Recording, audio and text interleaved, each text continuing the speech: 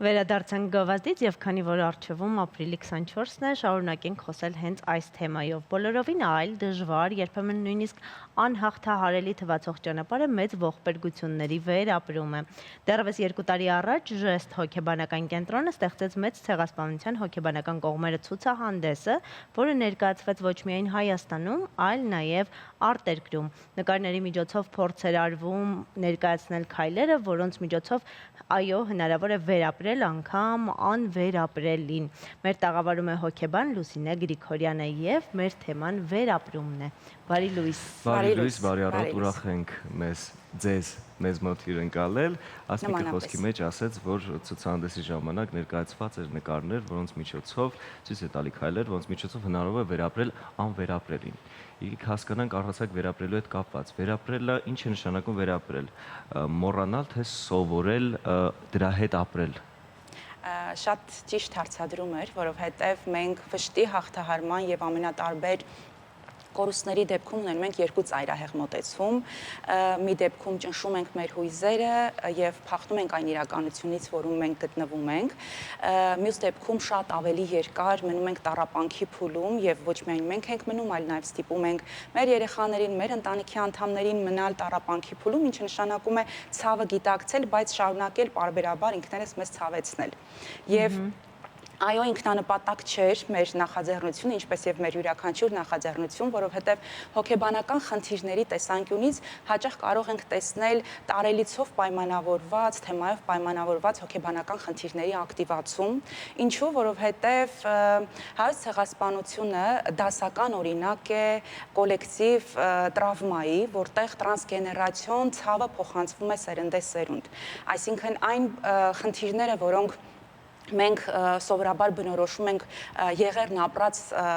պատմություններով, մասնակիցներով, ապա պետք է հաշվի առնենք, որ եղերնը ոչ միայն այն ապրող եւ դրա մեջ գտնվող մարդկանց ցավն է, այլ ստացվում է այնպես, որ դա փոխանցվում է եւ դառնում է հաջորդ ծերունդների ցավը եւ հաճախ անձի կողմից դա գիտակցված չէ, քանի դեռ մենք չենք ունենում այս կամ այն հոգեբանական խնդիրները եւ պատահական չէ, որ մեր ցուցադրության մեջ հստակ կա գիծ եւ պատմություն խնդիրը ճիշտ հաղթահարելուց մինչև ելքային տարբերակներ, մինչև վերածնունդ։ Հենց հիմա մեր եթերում կտեսնենք կադրեր ցուցադրությունից, գիտենք, որ այս լուսանկարներից յուրաքանչյուրն ունի վերնագիր, այո, դուք կարող եք մեկնաբանել։ Սա հենց նոր ծիլն է, նոր ծիլ, հույս եւ հավատ ցանկացած ողբերգությունից եւ վշտից հետո, ինչը սակայն շատ նաեւ խոցելի է, որովհետեւ ինքը նոր է եւ իր մասին պետք է հոգ տանենք, ջրենք, որպեսզի մեծացնենք։ Սա իհարկե արդեն իր հետևանքներն են, որոնք հենց մեր խնամքի արդյունքում կարողանում ենք ստանալ այն հույսը եւ հավատը նոր ծիլքի արդյունքի։ Հաջորդը տեսնենք։ Տեսնենք հաջորդ լուսանկարը, եթե հնարավոր է, ահա, այստեղ իհարկե մեր նկարների մեջ հստակ շեշտադրված է հատկապես մոր եւ երեխայի կապը եւ մեզ համար ամենախոցելի թեման եղերնի ընթացքում բոլոր այն պատմությունները, որոնք հատկապես վերաբերում են երեխաներին, ինչը հասարակության համար շատ ավելի ազդեցիկ է լինում եւ այստեղ դասական օրինակ է, այստեղ մայրական բնազդն է, որտեղ մայրը պաշտպանում է սեփական երեխային եւ անգամ կենթանական աշխարհում գիտենք սեփական ձագին պաշտպանելու համար կենդանին ինչի է ունակ եւ մայրական բնազդը ամենաառաջնային բնազդներից է եւ երբեմն նաեւ շատ ավելի առաջնային է, քան ինքնապաշտպանության բնազդը։ Այստեղ տեսնում ենք իհարկե եւ սարսափը եւ կարող ենք տեսնել զարմանքը, որոնք ցանկացած նմանատիպ իրադարձության դեպքում ամենաառաջնային հույզերն են։ Զարմանքի դեպքում, երբ մեր ուղեղը դեռևս չի ինտեգրել այն կորուստը, այն վիշտը, որում մենք գտնվում ենք, այստեղ դատարկության զգացումն է, որտեղ ես շատ հաճախ կարող եմ ունենալ խնդրի մեջ ինքս ինձ հետ մենակ մնալու զգացողություն եւ հետո ամեն ինչ թողնել գնալու փախուստային մեխանիզմների, այո։ կարող ենք այնտեղ հանդիպել սարսափը, որտեղ այստեղ տեսնում ենք բռնակալ արյունոտ ձեռքը, որտեղ որ շատ հաճախ զսպվում է մեր ուժը եւ կտեսնենք այնտեղ նաեւ շղթայված կամքը որպես ցուցադրության կտավ եւ որը խոսում է այն մասին, որ հաճախ մեր կամքը, մեր ազատությունը արտաքին հանգամանքներով պայմանավորված ցավոք զսպվում է։ Այստեղ շատ խոսուն պատկերով ներկայացված է ավելի շատ ցնորքի եւ տառապանքի միախառնումը, որտեղ ինչպես տեսնում ենք երեխայի մահճակալն է եւ երեխան այլևս չկա եւ մայրը հենց երեխայի մահճակալում է։ Ահա այստեղ լուր ցավն է, որտեղ մենք շատ հաճախ ստիպված ենք լինում լռեցնել մեր ցավը եւ որը կոչվում է դիսոցիացիա, այսինքն հույզերը մեր մեջ ճնշում ենք եւ շատ հաճախ նաեւ արգելում մեզ խոսել այդ մասին, սակայն չխոսելը դեռևս չի նշանակում, որ ցավը իրականում չկա եւ գոյություն չունի։ Չխոսելով կարող ենք վերապրել։ Ոչ, որովհետև ավելի շատ գնում ենք ճնշման տարբերակով, որովհետև ցանկացած խնդիր առհասարակ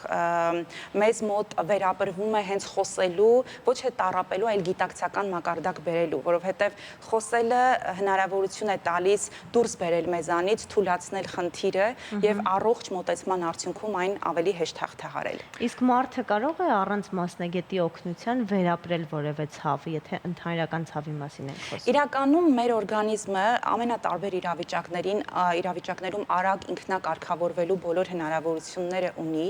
եթե մեր կողմից արհեստական խոչընդոտներ չեն ստեղծվում, որովհետև եթե գալիս ենք ցեղասպանության փաստին, ապա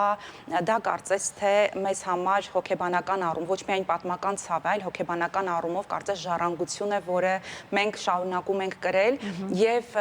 ցանկացած վշտի հաղթահարում ունի փուլեր։ Այդ փուլերն են ինքնամեղադրանքը, երբ մենք փորձում ենք սխալները մեր մեջ տեսնել, փուլերից է մեղադրանքը դիմացինին, փուլերից մեկը ու շատ երկարատև կարող է լինել իրականության մերժման փուլը, երբ իրականությունը ընդունելը շատ ցավոտ է լինում, բայց նաև հեշտացնում է հետագա հաղթահարման ընթացքը։ Եվ երբ մենք ցեղասպանության փաստով պայմանավորված միանշանակ ցեղասպանության փաստի ընդունում չունենք, կարծես բախվում ենք անընդհատ վշտի հաղթահարման իրականության մերժմանը, որը բերում է զայրույթ, որը բերում է իրականության մերժման արդյունքում անարդարության զգացում եւ դա շատ մարդկանց մոտ կարող է դժվարացնել հաղթահարման ընթացքը։ Միանշանակ է այն, որ ոչ բոլորը կարող են կարիք ունենալ մասնագիտական աջակցության, բայց շատ հաճախ անձի կողմից կարող են չգիտակցվել, որ այս կամ այն վշտի հաղթահարման փուլում որևէ փուլ իրենց կողմից հաղթահարված չէ, ժամանակային առումով կարող են անցնել առաջ, բայց հոգեբանության մեջ գոյություն ունի թրիգեր ասվածը, երբ նմանատիպ իրավիճակը մեր կյանքում կարող է կրկնվել, իսկ 44-օրյա պատերազմը դրա վառ օրինակն էր, երբ ազգի մակարդակով կրկին եղավ այն նույն ապրումները, ինչը բնորոշ է հենց ցեղասպանություն ապրած սերունդներին եւ արդյունքում մենք կարող ենք հաղթահարել, որ մենք այնտեղ անցյալում ունենք չհաղթահարած հոգեբանական խնդիրներ։ Իսկ եթե խոսենք ողբերգության ամբողջական հաղթահարմանը, մենք քիչ առաջ մեր տաղավարում մեր առաջին հյուրի հետ հասկացանք, թե ինչպես ներողություն գենետիկ տեսանկյունից ինչպես հաղթահարել ամբողջությամբ այդ ցավը, իսկ հոգեբանական տեսանկյունից բանաձև ունի այդ համազգային վերապրում ունենալով։ Տեսեք, յուրաքանչյուր տրավմա ինքը ցավ է, բայց նաև ուժ է։ Այսինքն մենք կրում ենք մեր մեջ յուրաքանչյուրս ոչ միայն տրանսգեներացիոն ցավ, այլ նաև կրում ենք տրանսգեներացիոն ուժը։ Ուժ ապրելու, ուժ սիրելու, ուժ ստեղծելու եւ շատ կարեւոր է, որպեսզի մենք կարողանանք իսկապես յուրաքանչյուր տրավմա մեր կյանքում դարձնել ռեսուրս առաջ գնալու համար, որովհետեւ կյանքի տարբեր իրավիճակներում տրավման մեզ կարող է կամ անտեսանելի թելով հետ պահել եւ մենք անընդհատ կարող ենք վերադարձ ունենալ այնտեղ, կամ կարող ենք գիտակցել պարզապես, որ իրականում հենց այդ սերունդը լինելով, ոչ միայն լինելով ցեղասպանության սերունդ, այլ նաև մենք վերածնունդի սերունդ ենք, ով կարողանում է հենց այդ նույն ծիլը տալ, ով կարողանում է ստեղծել նոր գաղափարներ եւ վերջապես գիտակցել, որ այս կյանքում պետք է գնալ ավելի շատ ոչ թե զոհականացման, այլ հաջողության ճանապարհով եւ դրա համար շատ կարեւոր է հենց ծնողների դերը երեխաներին դաստիարակելու առումով, որովհետեւ մենք երբ մեծացնում ենք իսկապես խեղճացող պատճառաբանող, արդարացող եւ իր ցավի մեջ բարդույթավորվող երեխա, ապա մենք չենք մեծացնում հաղթող երեխա, ով այս կյանքում ոչ թե կընդունի, որ ցավը բնականաբար ցավը իրենն է, այլև ցավը իրեն ոչ թե կսահմանափակի, այլ կդարձնի դա իր համար ուժ, նոր աստիճաններ իր կյանքում դնելու համար, եւ այս դեպքում մենք պետք է պարզապես հասկանանք, որ ցանկացած իրավիճակում ունենք այն ընկալելու երկու տարբերակ։ Մի կողմը, որը մեզ տանում է դեպի անկումային իրավիճակներ, մյուս կողմը, երբ դա հիշելով կարողանում ենք անընդհատ մեր կյանքում նոր հաջողություններ կերտել։ Մեզնից յուրաքանչյուրն ուզում է, որ մեր երեխաները հիշեն մեր պատմությունը, չմոռանան դա եւ զգան ինչ-որ առումով նաեւ, որովհետեւ դա եւս բավականին կարեւոր է, բայց մեդալի հակառակ կողմն էլ այն է, որ մենք չենք ուզում մեր երեխաները խեղճանան եւ ձեր ասած օրինակով այդ կորստի բարդույթը չունենան, այդ ցեղասպանության հետևանքը որպես բարդույթ չլինի։ Հիմա ինչպես անել, որպեսզի գտնել ոսկե միջինը, ինչպես կարող ենք երեխային մատուցել թեման եւ ինչպես պատմենք ցեղասպանության մասին։ Ամենակարևոր պայմանը երեխայի հետ համագործակցության դա ազնվությունն է, որովհետեւ ասում ենք կարևոր չէ ինչ ենք ասում, կարևորը ինչպես ենք ասում։ Եվ շատ հաճախ շատ կարևոր է թե մենք այս կամ այն երևույթը երեխային մատուցում ենք տագնապով, հենց այդ զոհի հոգեբանությամբ, թե իրողությունն ենք իրեն ներկայացնում, որպեսզի տեղեկացված լինի, որովհետեւ շատ հաճախ մենք կարող ենք բախվել նրանում, որ ցեղասպանությունը պահանջող նույն երիտասարդների կամ մարդկանց մեջ մենք կարող ենք հանդիպել մարդկանց, ովքեր սեփական պատմությունը չգիտեն։ Այսինքն հենց խոսքը ուժեղացնել պատմությամբ, ուժեղացնել տեղեկատվությամբ, որովհետև մենք պետք է գիտակցենք, որ յուրաքանչյուրս մեր մասնագիտության մեջ համարվում ենք այն տեղեկատվություն տարածող մարդիկ եւ մեր գլխավոր զենքը պետք է լինի յուրաքանչյուր երեխայի, յուրաքանչյուր մեծահասակի, յուրաքանչյուր մասնագիտության մակարդակում հենց այդ ինֆորմացիան ավելի լայն մասշտաբներով տարածելու առումով։ Եվ եթե մենք ավելի շատ փորձում ենք տեսնել, թե ագրեսիա երեխայի մեջ սերմանել, ասել թե չասել, լավագույն տարբերակը տալ ինֆորմացիա եւ զինել կրթությամբ, որը իր լավագույն զենքը պետք է լինի, հետագայում կողմնորոշվելու եւ գիտակցելու արդեն սեփական ընտրությամբ։ Այս շատ կարևոր է առաջ շարժվելը, այ ինչպես անել, որ չմոռանալով պատմությունը առաջ շարժվելը, նոր հարաբերություններ օրինակ կարգավորել, այ ինչպես ներողություն, ինչպես չդնել սերունդներն էս բեռի տակ, բայց միևնույն ժամանակ նրանք կարողանան հիշեն պատմությունը, հարգեն պատմությունը, բայց չդառնան այդ բեռի գերին։ Կարծում եմ, որ այս դեպքում շատ կարևոր է նաև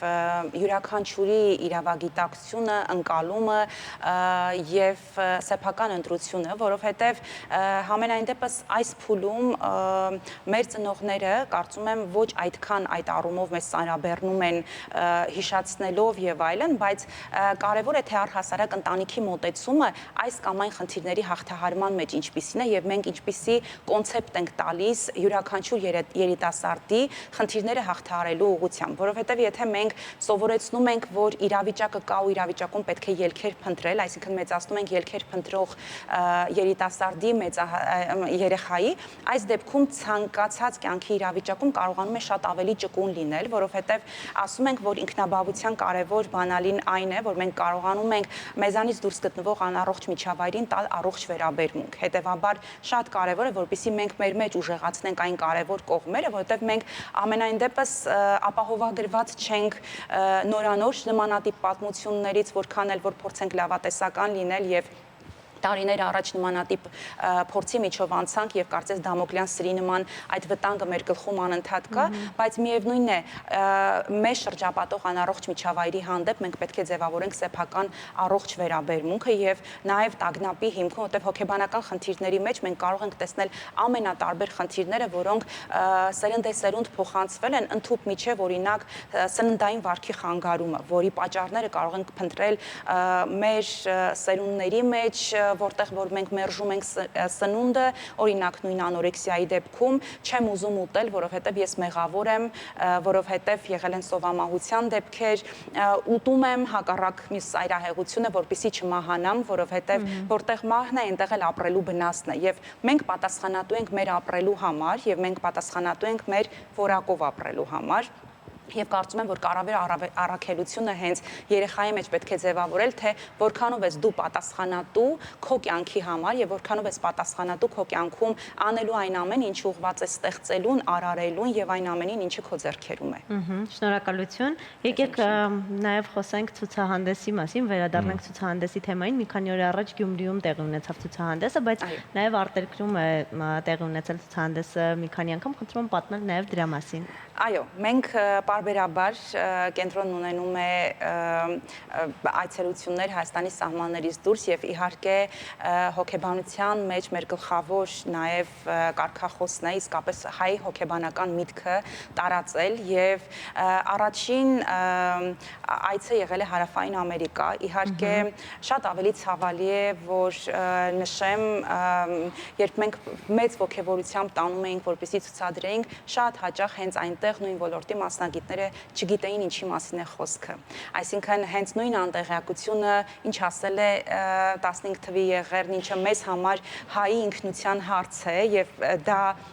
մեր գենոֆոնդում էսպես դրված է եւ հանդիպում ես մարդկանց, ովքեր չգիտեն դրա մասին ու դու նորից ստիպված ես լինում դրա մասին պատմել, ցավալին սա է իսկապես, հենց դրա համար եմ նշում, որ յուրաքանչյուրը իր կողմում, երբ նմանատիպ քայլերի արդյունքում կարողանա իսկապես իրազեկել, այնքանով որքանով իր հնարավորությունները դա գտան, որովհետեւ նույն ցուցահանդեսը հետագայում նախատեսում ենք, որ նաեւ դառնա գիրք իր ամենատարբեր հոգեբանական պատմություններով, հոգեբանական հաղորդագրություններով, որովհետեւ մեր ցուցահանդեսի նպատակն է իսկապես ցույց տալ, որ այն ցավը, որը կա եւ այն ցավը, որից փախչել չի լինի, մենք կարողանանք իսկապես ցավի հետ ճիշտ աշխատել եւ ամենատարբեր հոգեբանական անկումային հույզերից գալ մինչև իսկապես վերածնունդ, որի սերունդն ենք մենք։ Եվ Հարավային Ամերիկայից հետո ունեցել ենք ցուցադրություն նույն Գերմանիայում, ինչպես նշեցիք, Հայաստանի սահմաններում արդեն մեր 10-ից եւ ավելի մասնաճյուղերում, մարզերում հետեւաբար իր ճանապարհը անցել է եւ այս առումով մենք իհարկե նախատեսում ենք շատ ավելի մասշտաբները մեծացնել։ Շնորհակալություն զրույցի համար։ Ձեզ եմ շնորհակալ։ Իսկ հիմա անցնենք առաջ եւ դիտենք Գովազդչյան եթերում, այնուհետև կվերադառնանք տաղավար։